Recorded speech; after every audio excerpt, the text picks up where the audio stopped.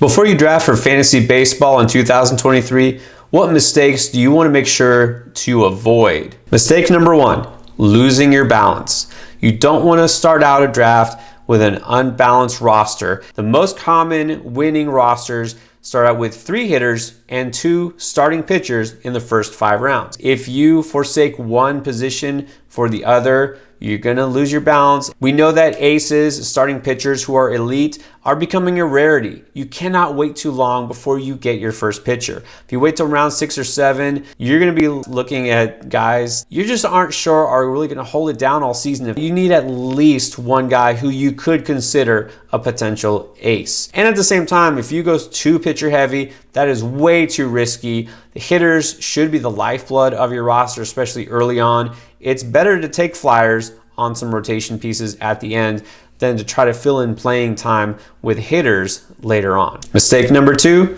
putting too many eggs into one positional basket. Let's say you do take 3-4 hitters in the first few rounds. Make sure they're not all outfielders. Make sure you're not doubling up at a position, which seems obvious, but some people do that. Oh, I can put him at shortstop and this other one at the middle infield spot. But then you're sacrificing your depth at other positions. Outfield isn't as deep as it used to be. If you look at third base this year, you cannot wait at that position, and you don't want to risk that flexibility and have an unbalanced roster. Look, I know it's really tempting to go pocket aces, and then that one guy falls to you 4th, 5th round. You're just like, well, why not? I'll just have this amazing rotation, and I can fill in my infield later. You might regret that. Baseball is not as simple as it is in football. Football, realistically, you got 4 positions to worry about. And usually, your first few rounds, you're going running back, you're going wide receiver, and then you'll figure out, maybe I take an early quarterback and get one later, and tight end is just whatever. In baseball, as you know, there are 9 positions, and a lot of leagues also have a middle infielder and a corner infield. Some have 2 catchers for whatever reason. You have to consider positions.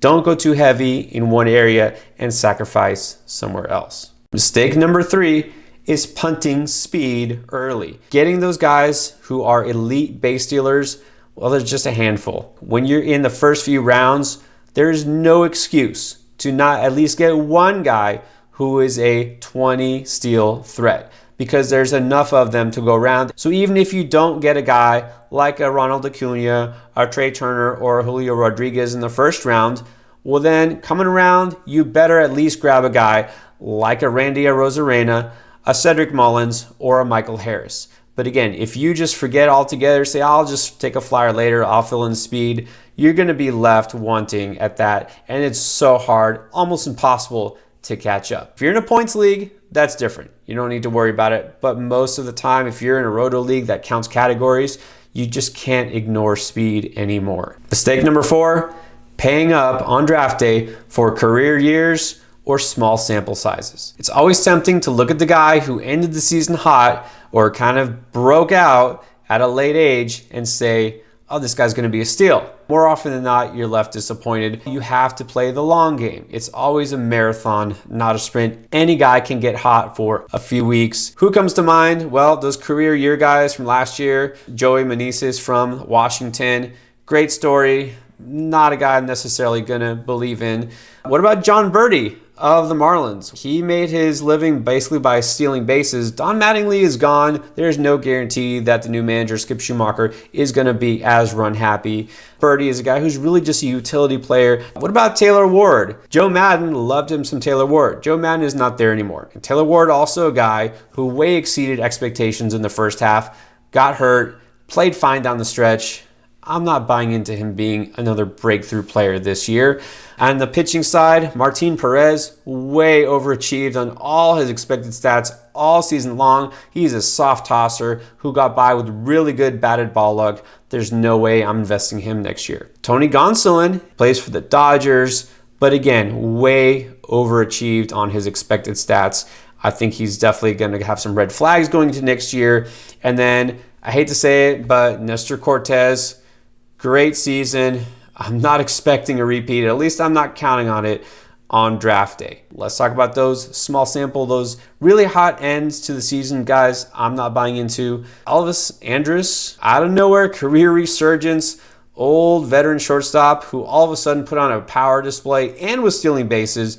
Well, he's still not even signed. No team is going to probably have him anchor shortstop every day. So even if he does sign, you really shouldn't have too much interest in him in fantasy just because he had a nice end to the season. I know everybody's all over Lars Nootbaar of St. Louis, a young player, was great in the Arizona Fall League, put together some good power toward the end of the season, but he also hit only 240 in the second half. We've seen this before with Cardinals outfielders who get hot and then don't follow through over a full season. So Nootbaar, it's fine, but I'm not paying up for him on draft day. And then I did like Brady Singer last year, but also a guy who doesn't have great velocity, doesn't have elite strikeout stuff, not on a good team, and he did get some good batted ball luck as well. He's a guy who I could see some negative regression from. So these are all guys I'm not going to say completely avoiding on draft day, but I'm definitely not going to be drafting them at their ADP. And then mistake number 5, not knowing your place. It wouldn't be a draft strategy video if I didn't mention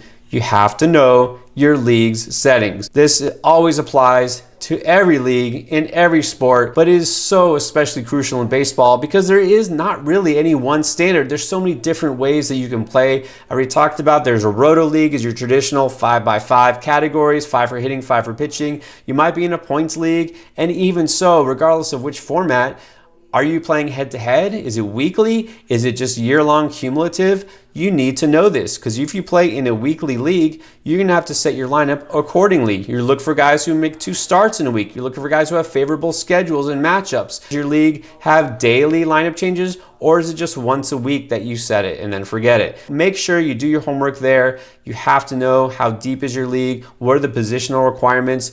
Do you have 1 DH spot? 2 DH spots? You get the point. Also, some leagues have an NA spot available. You could stash a prospect, a young guy, and wait for him to come up, which is definitely an advantage. Always know what you're getting into, the categories, the scoring, the positions, all of that. So those are some mistakes that you want to avoid in fantasy baseball. If you're playing fantasy football, well, start prepping now. Avoid these mistakes for your fantasy football draft.